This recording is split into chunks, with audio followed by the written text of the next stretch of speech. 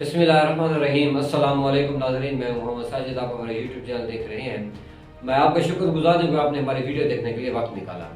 नाज़रीन, पाकिस्तान की सियासत हो, चाहे वो अपोजिशन हो चाहे वो हुकूमत हो, चाहे वो पाकिस्तान में डिक्टेटरशिप का राज क्यों ना हो, एक ऐसी शख्सियत है जिसके बगैर पाकिस्तान के हालात वाक़ियात, पाकिस्तान के करंट अफेयर्स जो हैं वो मुकम्मल नहीं हो सकते, और वो शख्सियत है मौलाना फजलुर रहमान साहब। नाजरीन, आपसे एक रिक्वेस्ट है कि अगर हमारी वीडियो आपको अच्छी लगे तो इसको लाइक और शेयर करना मत भूलिएगा। हमारे यूट्यूब चैनल को सब्सक्राइब कर दें ताकि हम आप तक फर्दर इन्फॉर्मेशन पहुंचा सकें। मौलाना फजलुर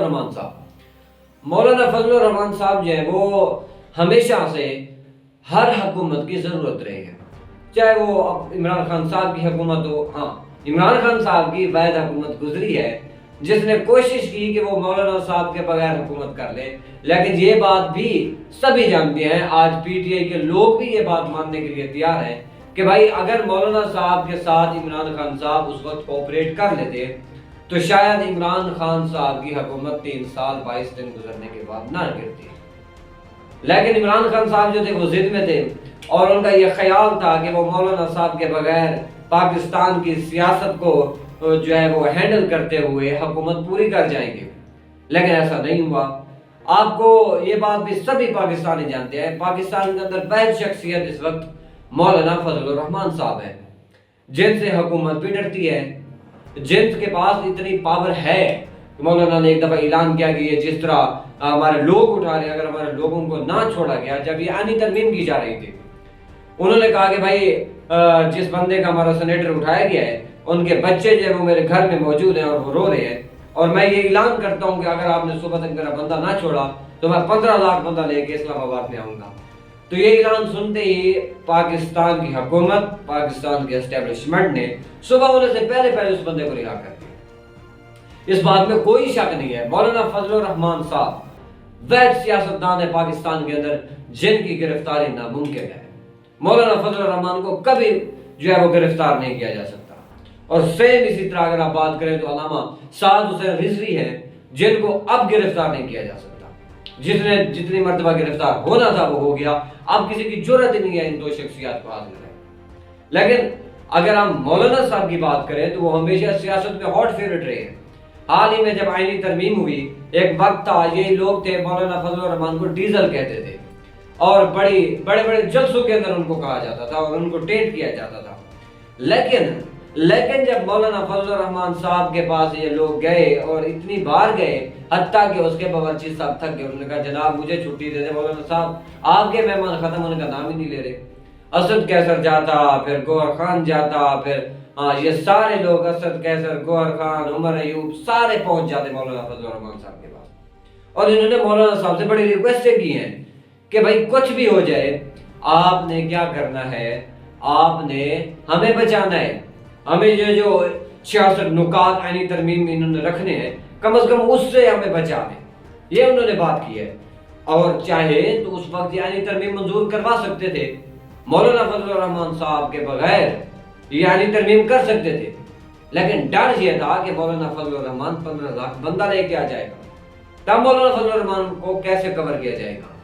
हुकूमत को भी ये डर था, उस वक्त की एस्टेब्लिशमेंट को भी ये डर था कि भाई हम लोग ये आईनी तरमीम तो कर रहे हैं, ये आईनी तरमीम तो हम लोग कर रहे हैं, लेकिन जिस तरह ये हो रहा है पाकिस्तान के अंदर इस वक्त एक शख्सियत है, अगर हम उसको एतमाद में नहीं लेते, वो है मौलाना फजलुर रहमान।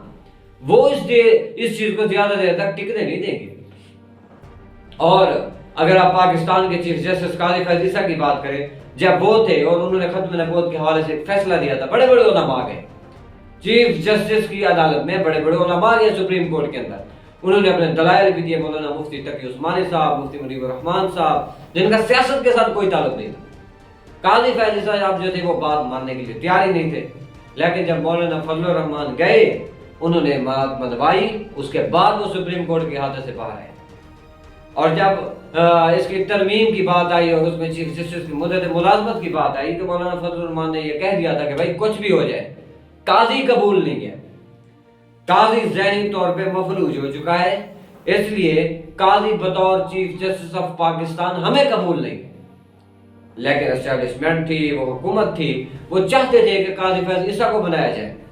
لیکن جب مولانا فضل الرحمان کی طرف سے یہ ریمارکس آئے اور مولانا فضل الرحمان نے بڑی اسٹرکٹلی اس کو اپوز کیا تو انہوں نے ہار مان لی، کہا بس مولانا صاحب جو آپ نے بات کر دی ہے ویسے ہی ہوگا، ہم قاضی صاحب کو ساتھ بٹھانے کے لیے تیار نہیں ہے، آئینی ترمیم ہوگی لیکن چیف جسٹس اور رکھ لیں گے، ہم آئینی بینچ کا سربراہ بھی اور رکھ لیں گے، لیکن آپ کی رائے کے خلاف ہم نہیں جا سکتے۔ تو قاضی فیض عیسیٰ صاحب کو نکال دیا گیا۔ اب حکومت کو مولانا فضل الرحمان کی بہت زیادہ ضرورت ہے۔ یہ جو بڑے باؤ جی آئے، آپ دیکھیں بڑے باؤ صاحب آئے اور انہوں نے جو ہے بہت سارے اعلانات بھی کیے، جن میں خاص طور پر پاکستان تحریک انصاف کے حوالے سے بڑے اعلانات تھے۔ تو انہوں نے کیا کیا، انہوں نے کہا کہ بھائی مولانا فضل الرحمان صاحب کو کسی بھی طرح سے آپ راضی کریں۔ نواز شریف صاحب، انہوں نے شہباز شریف کو بھیجا، مولانا راضی نہیں ہوئے۔ سیاست کے بادشاہ جن میں پاکستان کو کہا جاتا ہے، جن کو آصف علی زرداری صاحب، وہ بلاول کو کتنی مرتبہ مولانا فضل الرحمان صاحب کے پاس بھیج چکے ہیں۔ اب حکومت جو ہے جیسے جیسے عمران خان صاحب اب لیڈ کر رہے ہیں اندر بیٹھ کے، اور تحریک انصاف کا جو ایک ٹرینڈ جو ہے وہ ابھر کے آ رہا ہے، تو اب حکومت کیا سوچ رہی ہے؟ حکومت یہ سوچ رہی ہے کہ بھائی کسی بھی طرح سے ہم لوگ کیا کریں، مولانا فضل الرحمان صاحب کے ساتھ بیٹھیں، ان کو اعتماد ملے، کیونکہ یہی ایک بندہ ہے، اگر اس بندے نے ہمارے خلاف سٹینڈ لے لیا تو ہماری حکومت within 6 months گر جائے گی۔ عمران خان کی حکومت کس نے گرائی؟ مولانا فضل الرحمان نے گرائی۔ آگے آپ چل کے دیکھیں، آگے آپ اگر چل کے دیکھیں تو آپ کو پتہ چلے گا کہ مولانا فضل الرحمان صاحب نے جس طرح باتیں کی ویسا ہی ہوا۔ اس وقت مولانا فضل الرحمان کی حکومت کو اور حکومت کی مولانا فضل الرحمان کو ضرورت ہے۔ مولانا صاحب جو ہے وہ عہدہ چاہتے ہیں، حکومت چاہتے ہیں، یعنی وہ سیاست پہ اور پاور پہ گرپ بنانا چاہتے ہیں، لیکن حکومت جو ہے وہ اپنی مدت ملازمت آپ کہہ سکتے ہیں، کیونکہ حکومت تو کسی کی ملازم ہے، تو وہ پوری کرنا چاہتی ہے اپنی مدت، تو اس کے لیے مولانا فضل الرحمان صاحب کے ساتھ ان کو ہاتھ ملانا پڑے گا، کیونکہ مولانا صاحب سے ہاتھ ملائے بغیر وہ حکومت نہیں کر سکتے، یہ ریئلٹی ہے۔ پاکستان کا کوئی بھی نظام اس وقت جو ہے وہ نہیں چل سکتا مولانا فضل الرحمان اگر اپوز کر دیں۔ منظور پشتین، یہ جو پاکستان سے علیحدگی کا اعلان کرنے والے تھے، اسٹیبلشمنٹ دوڑ کر گئی مولانا فضل الرحمان صاحب کے پاس۔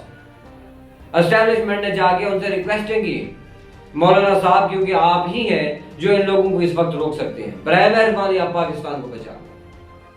اسٹیبلشمنٹ کی جب مجبوری آئی وہ بھی مولانا صاحب کے پاس گئی، جب حکومت کی مجبوری آئی وہ بھی مولانا صاحب کے پاس گئی، جب پاکستان کے سیاستدانوں کی مجبوری آئی، پی ٹی آئی کی مجبوری آئی، وہ بھی مولانا صاحب کے پاس گئی۔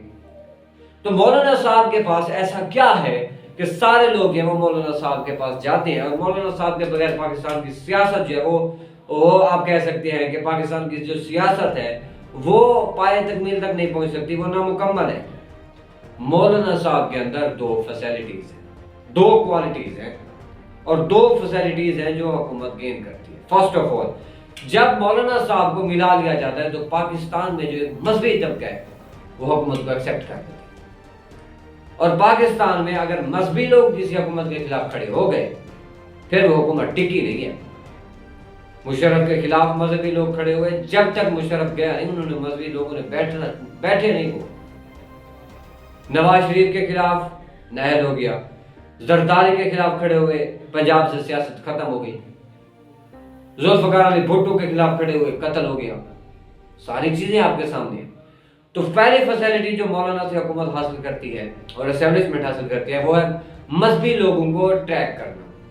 تو اس ذریعے سے وہ مذہبی لوگوں کو ٹریک کرتے ہیں، یعنی مذہبی لوگوں کو قابو میں رکھتے ہیں۔ دوسری بڑی بات یہ ہے کہ پاکستان کے بڑے بڑے علماء، 5 لاکھ علماء جو ہے وہ انہوں نے مولانا صاحب کے ہاتھ پر بیعت کی ہوئی ہے۔ تو ایک مذہبی نیریٹو بلڈ کروایا جاتا ہے، یعنی جس طرح اب فلسطین کے اندر ہو رہا ہے، تو یہ لوگ کیا کرتے ہیں، ایسے لوگوں کو بات چیت کر کے ہینڈل کرتے ہیں۔ یہ لوگ جہاد کے اوپر یا اس طرح کی کانفرنسز ہو گئی، ان میں یہ لوگ جو ہے وہ حکومتی بیانیے کے مطابق پھر بات کرتے ہیں۔